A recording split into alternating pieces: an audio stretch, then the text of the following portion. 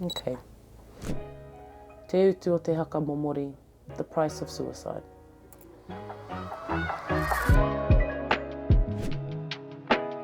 Kei te whare tapu o Ngāpuhi, nau mai, haere mai, tū hono mai ki tēnei wānanga o tātou e kia nei ko uia te pātai. This is what therapy aims to do. Welcome to this podcast of Uia Te Pātai, where we look at the experience of suicide and mental health well-being within our whānau. He uri koe ngā rāhiri, mokopuna nāku, nau mai, haere mai.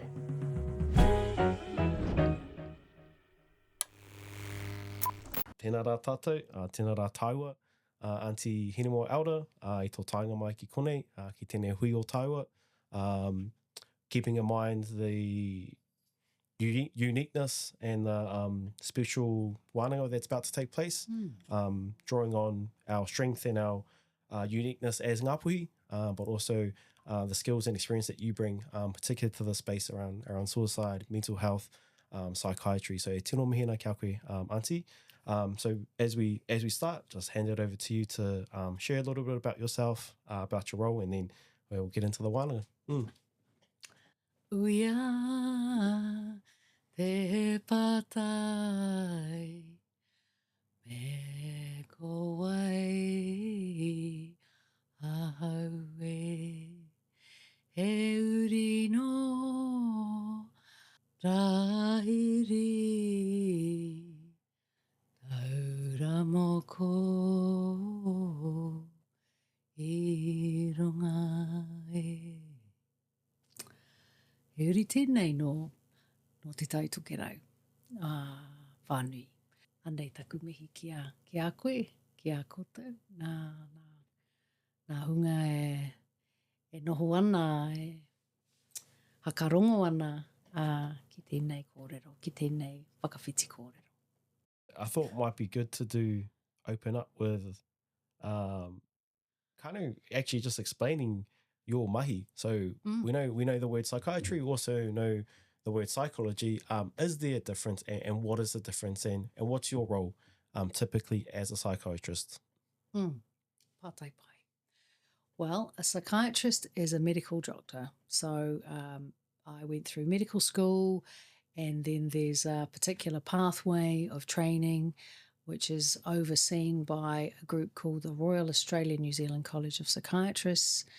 And so that is a rigorous process of training and assessment in order to demonstrate that you have the skills and the knowledge and the aptitude to continue to work in the field of psychiatry. So it's a medical specialty, and I became a consultant specialist in 2006. Psychologists are people with a psychology degree, and they can work in many different fields. Not all psychologists work with people, so they're not all clinically licensed to work with our whānau. So people might have seen documents or reports from people who say they are an educational psychologist, or some people are trained in occupational psychology. They work in workplaces. So there's many different aspects of psychology. Some psychologists do therapy, different kinds of therapy. Maybe we'll touch on that. And in psychiatry, we also are therapeutically trained. So we have some crossover areas of training and also some distinct differences. Kia ora, tēnā koe. It's really good to just outline those differences and understand what whānau might be going into when coming into services. And I guess that as a potential starting point for our kōrero, whānau, at this kaupapa being Uia Te Pātai, this kaupapa kōrero, this wānau in this podcast, which is really to beg the question. And in this regard is to ask the question around our responses and our thoughts and our experiences of suicide here in Te Taitokerau, and certainly from a Ngāpuhi narrative. And so when suicide comes up for whānau, and sometimes a response that happens, and at times taken into health services, I imagine being seen by you as well. What does that typically look like? So if it's a referral, if it's whānau bringing them into the clinic, what's that process like? And is it what kind of goes on when that happens? Okay. Mm. So there's many scenarios whereby somebody might end up seeing somebody like me, a psychiatrist, when they are experiencing the suffering that leads to thinking about ending their lives. So one example is when I'm working in a hospital setting, there has been a series of assessments done in the community, and maybe there's been some extreme situation where someone has made an attempt to end their life, and so the police or the fire services have been involved, and it's been really scary for a lot of people. The ambulance has been called. Maybe people have come from a long way away into a city where the inpatient facility is, because it's clear that this person is really suffering to such an enormous degree that they can't be safe at home, they can't be safe in their community, in another, perhaps not their home, but another environment. So they're coming into a hospital, and they might be coming against their will. So they're in so much distress, they are so determined to end their life that we use legal means, because we have a legal system in Autōuri that supports the idea that we will not allow people to end their lives in that way, in the context of mental illness and mental distress. So it's hard to describe one particular pathway, but I suppose there are elements and there are principles, if you like, that come into play that whānau will. So many whānau, let's be honest, most of our whānau, in fact, have experienced these very, very sad and difficult situations. So as a psychiatrist, I have a certain legal responsibility under the Mental Health Act to assess that. So I might have a whānau brought to see me who is in such distress, and I can see that they do meet criteria, what's called the first limb of the Mental Health Act. So they have an illness, they have a mental illness, and because of that illness, now we're talking about the second limb of the Mental Health Act, they are dangerous to themselves or other people. If that is my assessment, and part of my responsibility is to make those kind of assessments, which is a really big responsibility, which I take very, very seriously, because I'm essentially deciding whether or not somebody has some of their rights taken away, because it means that I can say this person has to go into hospital and they may not want to. So, and their whānau may not want them to either. So that's a very important and difficult situation or role to be in, but it's an important one to have our own people in those situations where we can actually perhaps build a more constructive, culturally meaningful relationship with our whānau. You know, I've got a lot of great Pākehā colleagues who do try their best, but I think having that cultural component is, I know from 20 years of being a specialist and 5 years before that of being a registrar, that's really important for our whānau. Number one, to know that there's a Māori person there with them who will listen, who will take the time, who will not be rushed, because often part of my role is to slow down other things around me. When you are a medical specialist, you do have some license to control those elements as much as you can within a Pākehā system. Mm.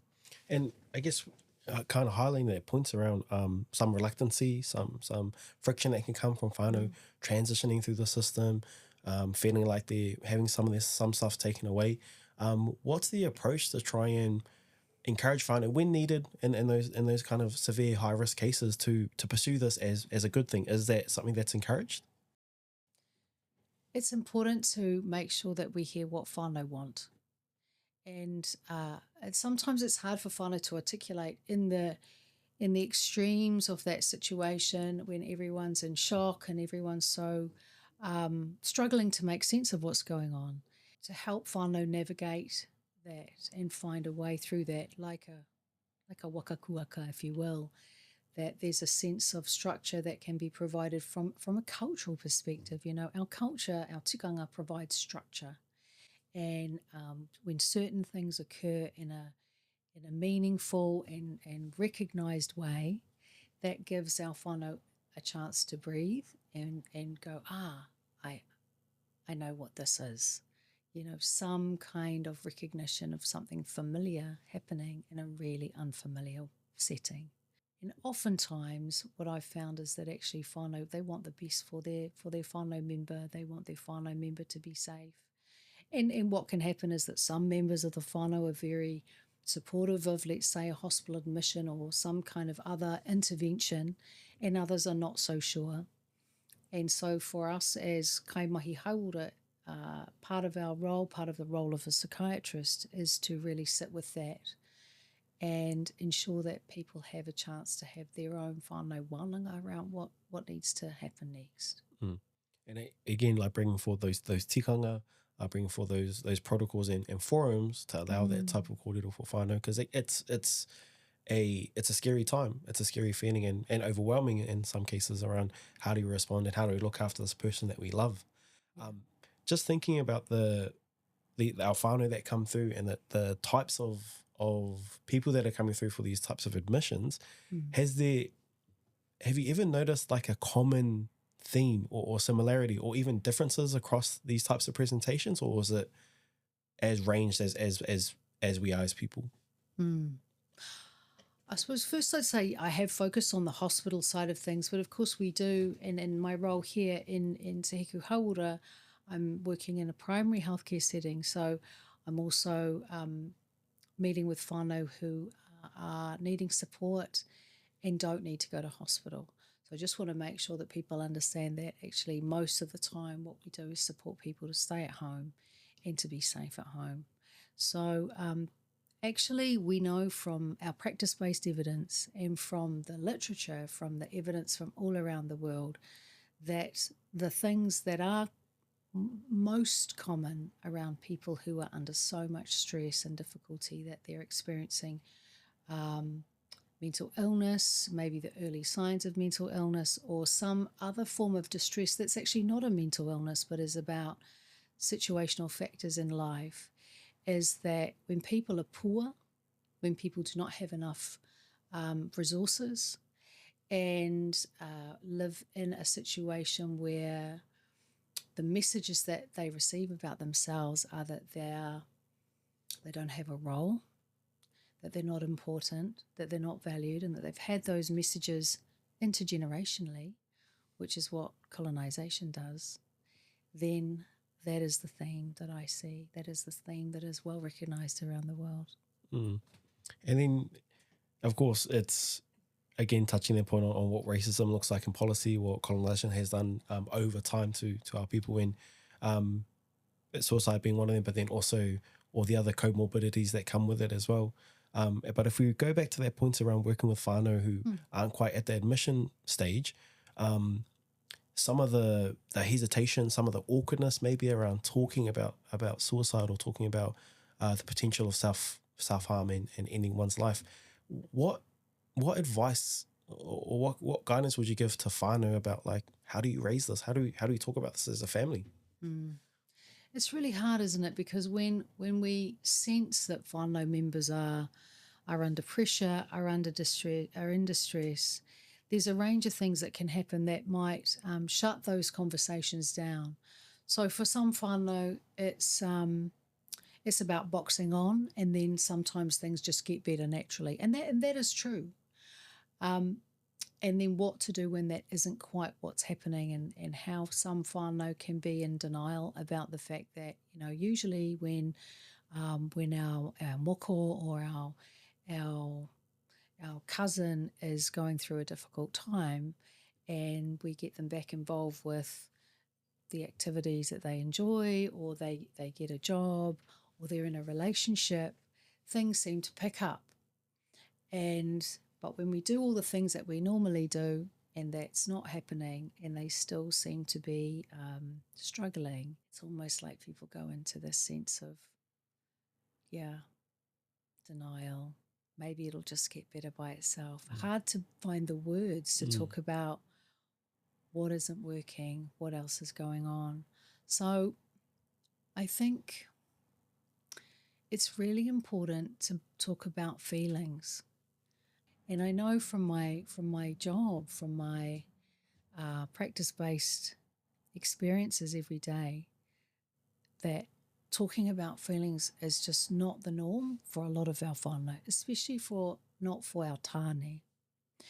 And so that's something that I really want to see change. And I think from within the culture of our tāne that is changing, and there are pockets of evidence of that, as a group, as a hapori, I think there's a lot more that we can do to normalise talking about feelings, and that feelings can be big, scary aspects of life. And if you don't have words to describe things that are happening inside your body, and to know that, oh, this is emotion, this is something in my puku that is making me feel uncomfortable, and it's not about kai of the sort that you eat, it's a different sort of kai, then how do we help our whānau to, in an honouring way, without putting people down, without, labelling parents or grandparents or anyone else, just saying, look, it's actually really hard to talk about feelings, and a lot of people haven't grown up with it, right? And so what might we call those feelings? And in fact, I think another layer to that for us is that, we have kupu for feelings that are different from kupu Pākehā. And so it's been fascinating for me to learn from my patients, from whānau, that even whānau who haven't grown up with the reo, actually, when they find out what these other kupu are, like hopo, which is a really not a Pākehā vibe, it's got a different dread and sad, heavy feeling in the puku, that there's no really clear direct translation for that. But when we talk about those piro Māori, and then there's a sort of a light bulb moment for whānau, and they're like, oh, I can relate to that.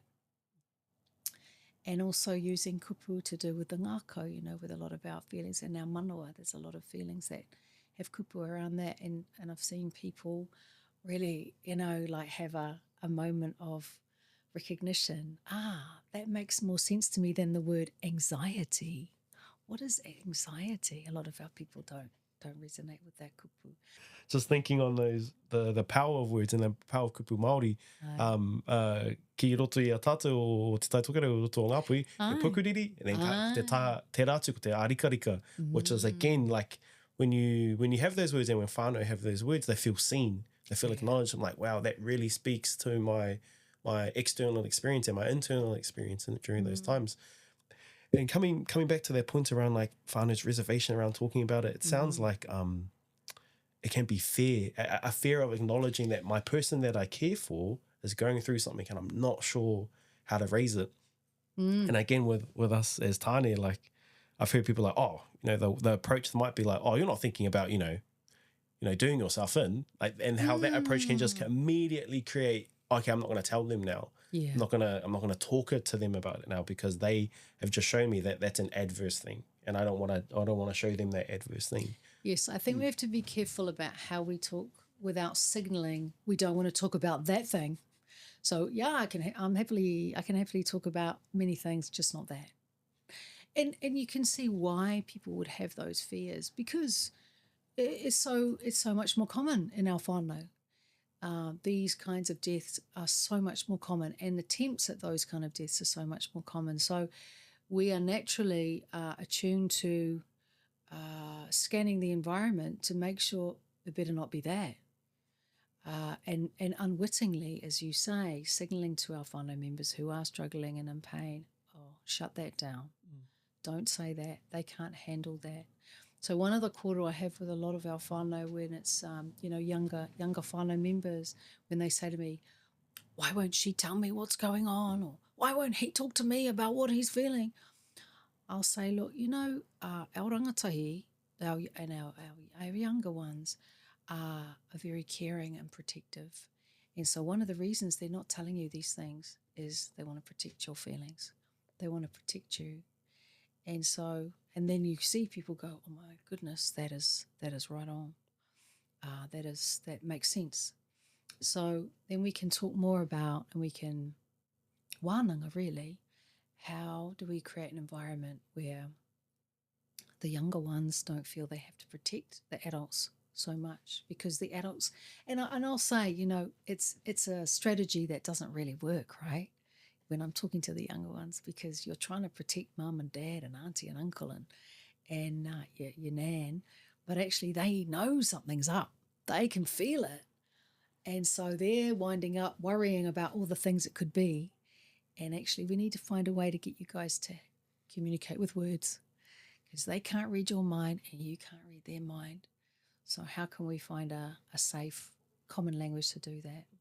And it's, I guess, that points around kind of a role reversal way. It's because it's ko te mai a te matua, ko te tiaki te tiaki me te manaki.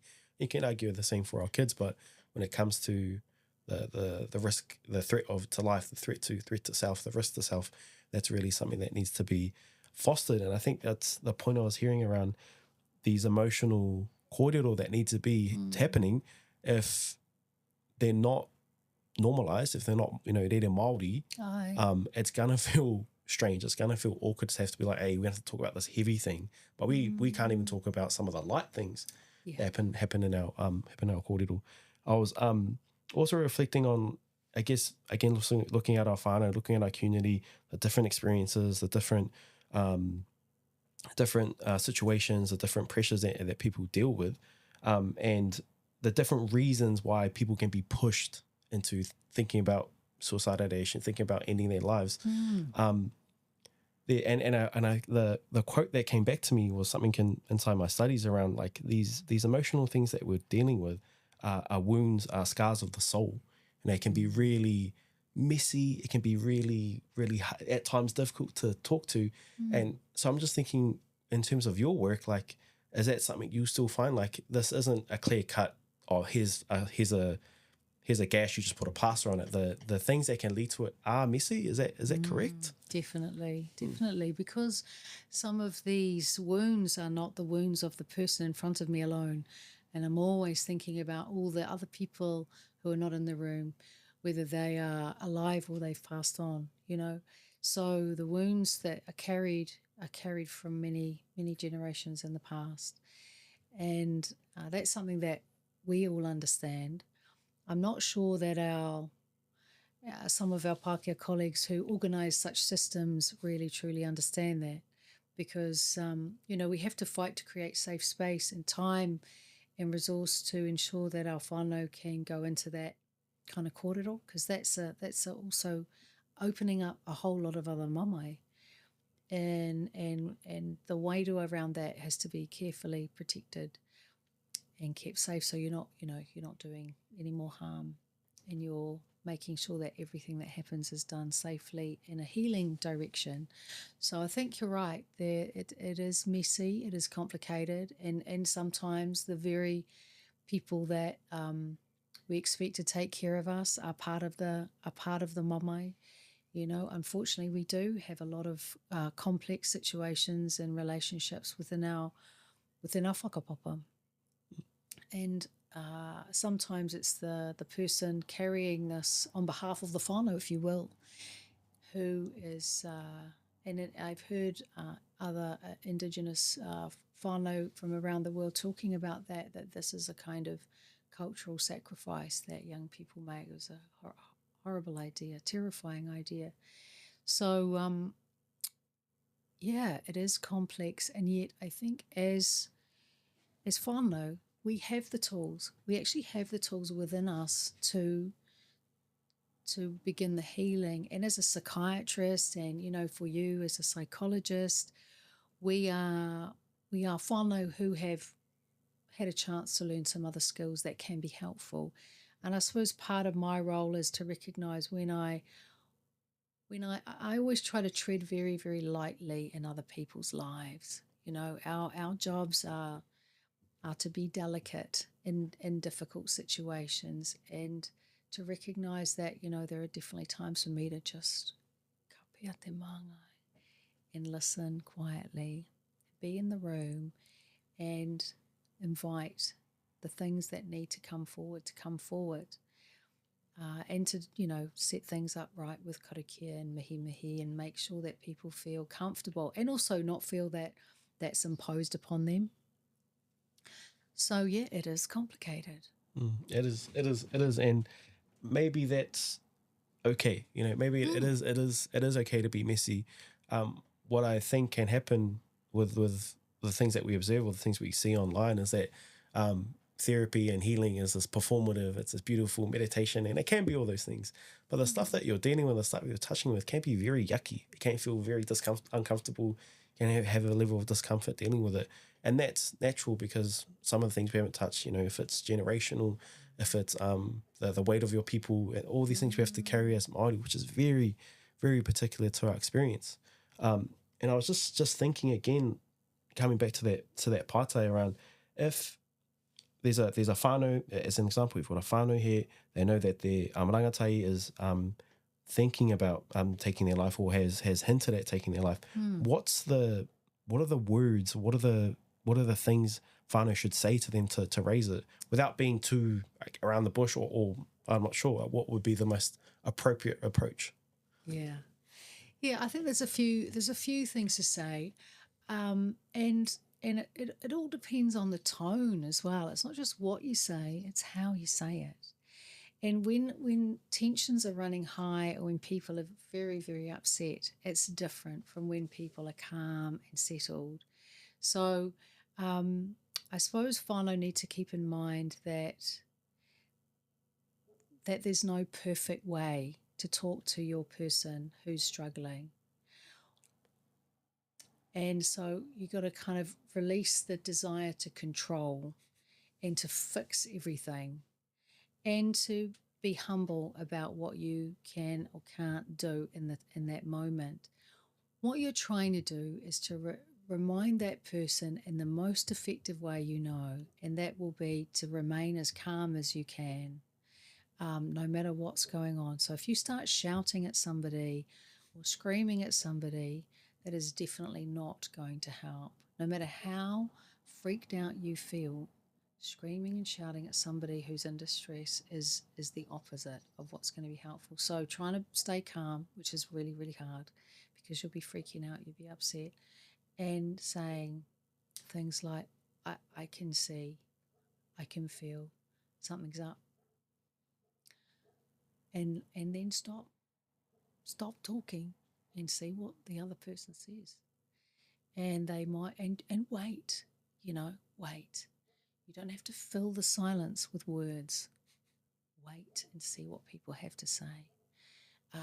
A lot of our whānau are so worried and scared that they are going to talk a lot. We can think of a lot of our whānau members who, through their own fear and anticipation of something bad, will just keep talking. So that the challenge is to say a little something in the right tone of voice and ask the person, let the person know you can see that something's up, and then they will either say, no, I'm all good, which you can say, thanks for telling me that, and I'm just not sure if that's really, really true. Like you can gently say to people, you might be telling me that because you don't think I can handle what's really going on, and see what happens. And they might go, well, you can't bloody handle what's going on, and it's, people are not necessarily going to have a nice conversation, right? They're going to be feeling wounded, they're going to be feeling upset, they're going to be feeling angry. So a lot of times this erupts when there's been some kind of precipitant. So it could be a relationship breakup. It could be just feeling really let down or betrayed. It could be the pressure of losing a job, feeling useless, feeling, wow, I'm a burden on my whānau. And so when somebody does gently try to say something or say, hey, bro, is everything okay? And they go, what do you mean? I'm fine, like quite gruff or abrupt. And you just got to hang in there and go, oh, yeah, cool, all right. Okay, so, gently find something else to talk about. Might be, well, I really miss the times that we used to go out for fish. I'm going out for a fish later. Shall I swing by and pick you up? So you're signaling to the person that you're not giving up that easily, because they might be testing you. They might be testing you. Their head might be saying to them, oh, everyone's given up on me. People don't like me anymore. I'm useless. And they might be thinking, look, it's done all these bad things. And maybe they have done some bad things. Maybe they've done some really shitty things. And they're feeling guilty. And they're like, shit, I deserve to be punished. And someone's being nice to me? Nah, I don't deserve any nice things right now. So it's tricky. But reaching out, reminding somebody that we are connected, no matter what. I love you, no matter what. I'm wondering if you're feeling. You look a bit bloody miserable. Tell the person. And if they try to brush you away, you're like, oh yeah, no, I respect that. I respect what you're saying, and I can't help this feeling I've got in my puku that something's up. So bear with me on that. Try to maintain that connection. Yeah, and that's, I guess, that points around like the raising it might be daunting, but it's also true that not asking would probably feel haunting. So to know that, man, I didn't push in, like, and that's definitely experiences I've heard from whānau who've lost just some of their whānau members to taking their lives into suicide. It's like, man, I should have pushed a little bit more. I should have just scratched past the surface a little bit more, and maybe what would have been revealed, regardless of the feelings of what whānau might have, like of their own self-worth, what they deserve in terms of love and care, but just to be checked in on. And what I think we often do is we're really good, and maybe this might be a tiny experience, but we're really good at doing stuff next to each other. But they're taking the time to stop and look at each other and really check in. I think that can be a really very, very powerful process. Again, it means that you'll have to set those up. You can't just either drop into it or hope that they'll come by themselves. So, and just as I was listening to the kōrero and this lovely role play we had around, these two people having a discussion, at the point of disclosure. Yeah. Hey, this is what I'm thinking. Yeah. These are the dark thoughts. These are the heavy thoughts I've been having. What I recall from my clinical work is that, and what we do in our clinical work is that if that comes up, then we step into safety planning. What do we do to respond? Is that a practice you think would be helpful for whānau, or do you think, no, this is the point you go and talk to the specialist or this person? Where do we sit on that? I think they're woven together.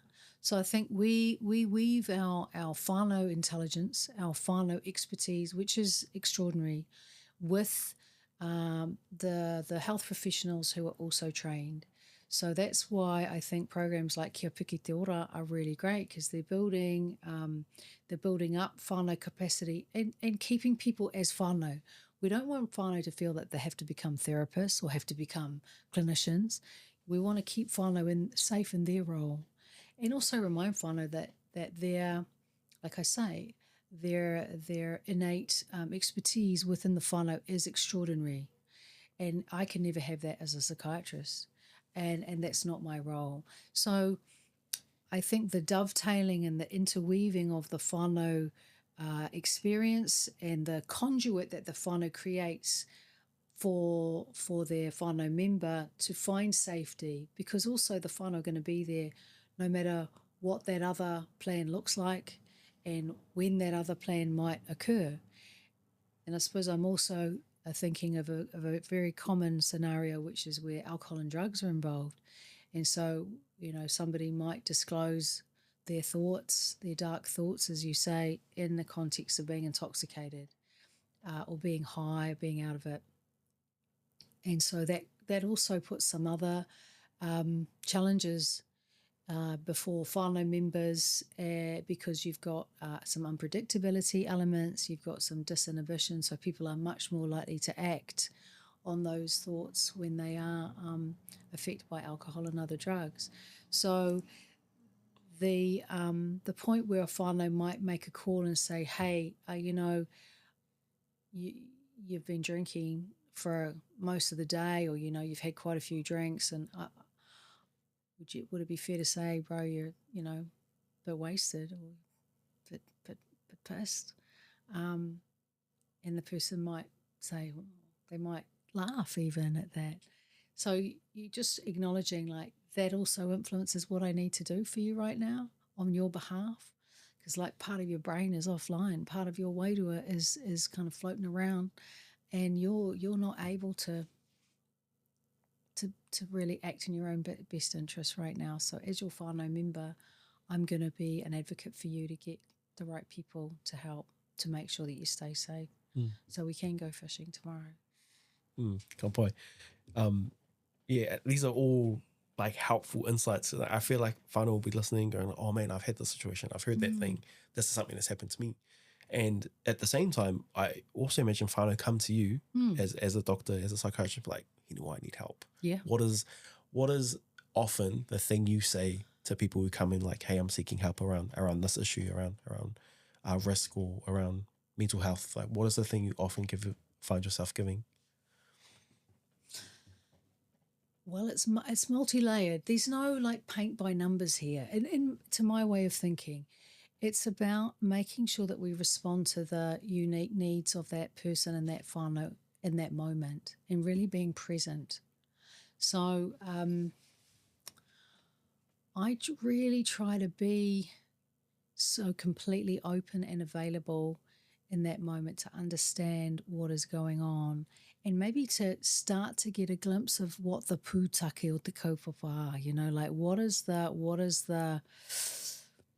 some of the drivers of the situation right now today? Because many of our people are living with these risk factors all the time, and they wax and wane, and many people live with fluctuating ideas about wanting to die for long periods of their lives. And we talk about, you know, in adolescence, it's a time to think about existential questions about, why am I here? What is the purpose of my life? And that can lead to some of the vulnerability we see in the lived experience of our rangatahi. So it's important for all of us in the room to get a shared understanding of the reality of what are the risks of imminent danger right now.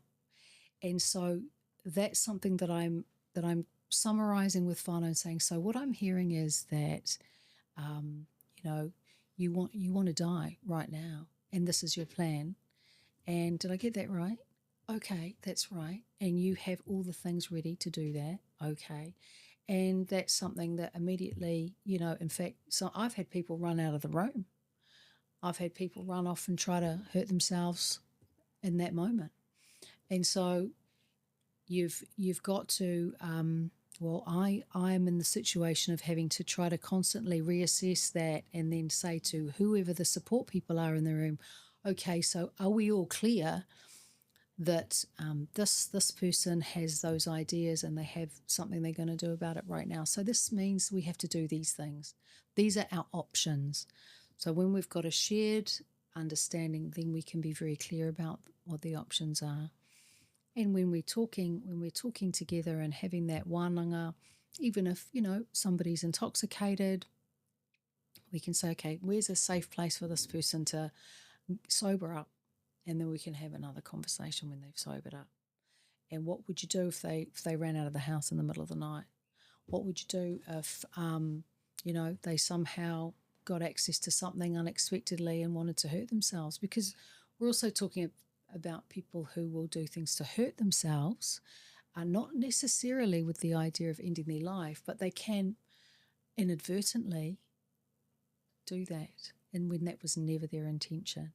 So we're actually dealing with a whole range of factors and intentions and ideas about life being too hard.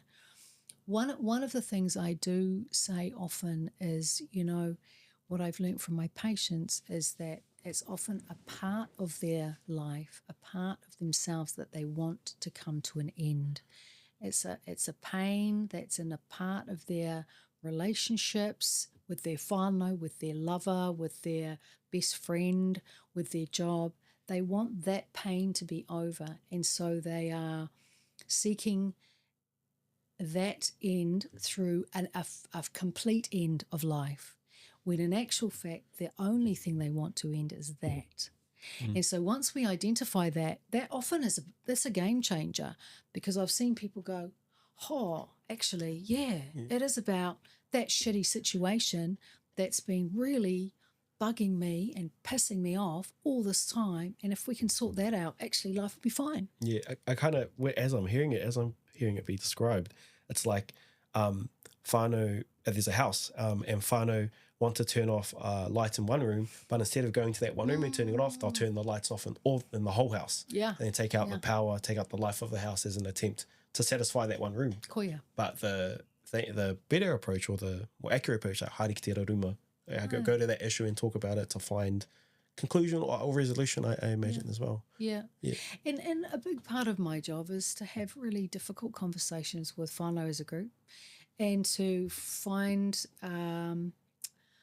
a way that whānau will allow me, will trust me enough to say some hard things, and to start to say, you know what, there's some things going on here that are contributing to the mamae of this person that you guys have some control over, and to be able to highlight that actually there are some changes that need to be made.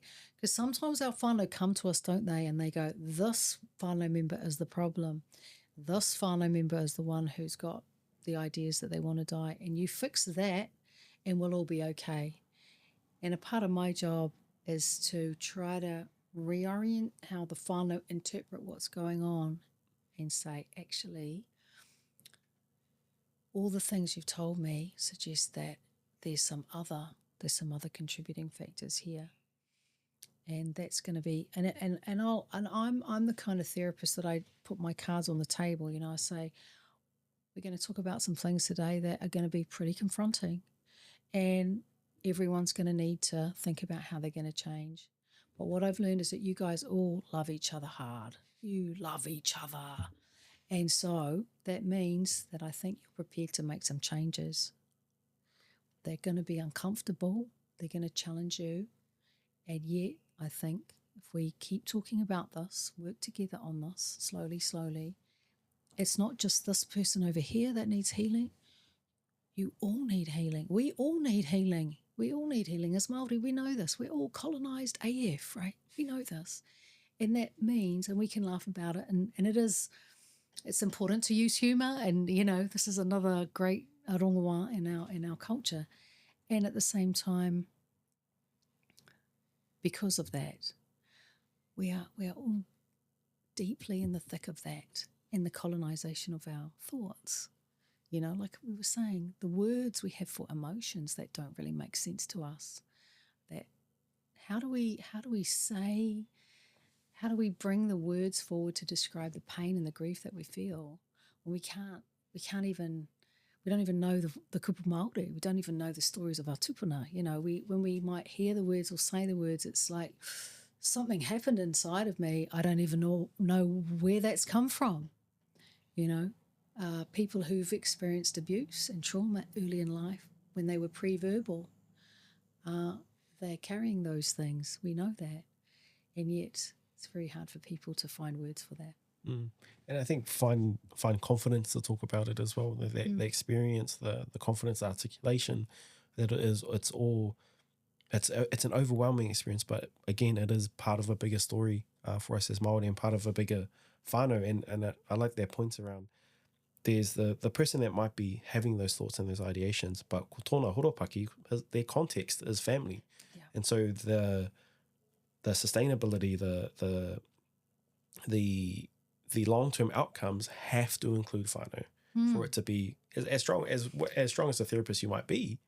If that isn't accounted for, you'll do all this great work for your 20 weeks, and then I'll step out, kau ki atu ki te rā au.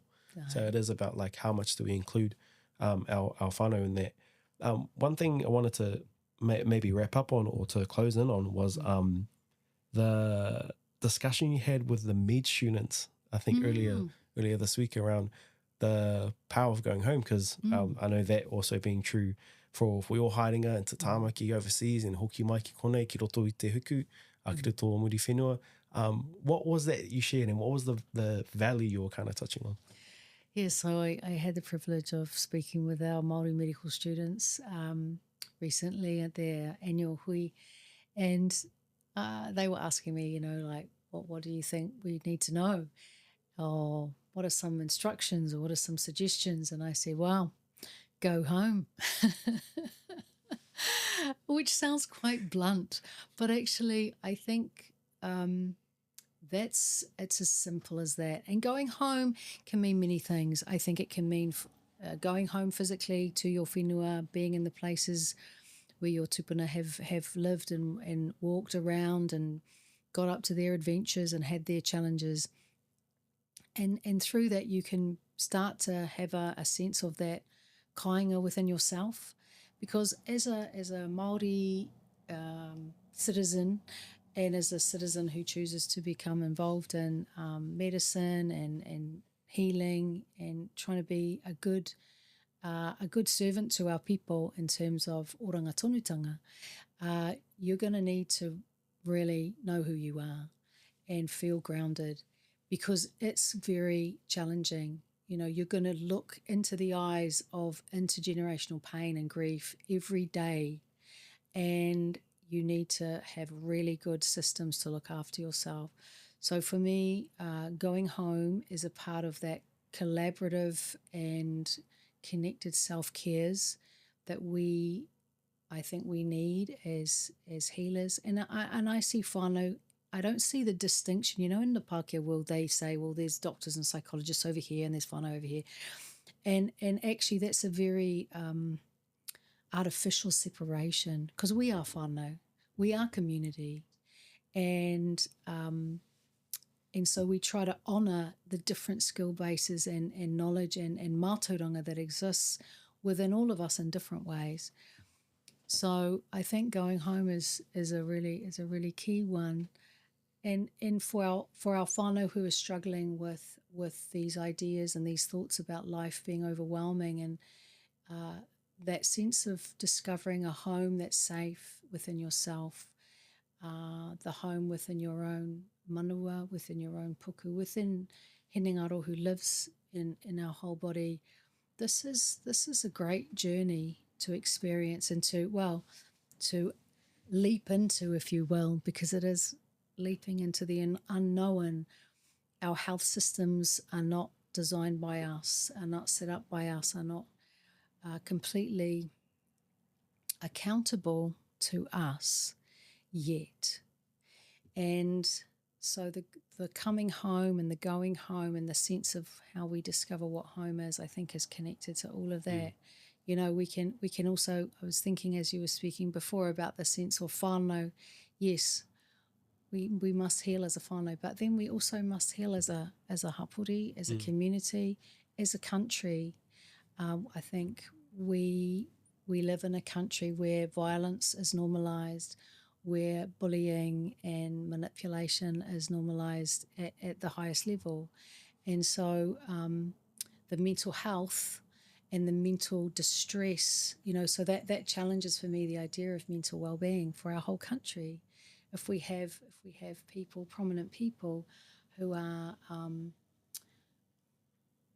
behaving, who are communicating these very unhealthy ways of being in the world and of respecting others and of listening and of sharing, then is it any wonder that for us as Māori, the tangata whenua, that we are the ones who are experiencing the worst of the pain of that and the terrible tragedies associated with that. And at the same time, we have such enormous potential to heal ourselves despite all of that. Yeah, and that's that points around the simplicity of just hoki ki tō kāinga, hoki o kāinga. It's so simple. I think and particularly in this mental health space, is kind of a concluding comments around, whānau often think there's like a special sauce. There's like something that's going to change it. I'm like, hey, it's real mama, real easy, hoki ki tō marae. and then take your marae with you. You know, Yes. it's about finding that peace, but taking that resolution. Hei piri ki te ngākau, kia pai tō putahari i te ao. Engari, e kahamina kia koe anti, i te pai, te rere o ngā kōrero, hei whāngai ki au, o tira ki ngā whanaunga, ngā whānau whānui o tātou. O reira, hei whakakapi i tēnei wahanga o tātou, kauri anō ki te kupu tawhito, hei pai, kia pai tā tātou puta ki te ao marama. No reira, wairia te rangi e tūnei, wairia te papa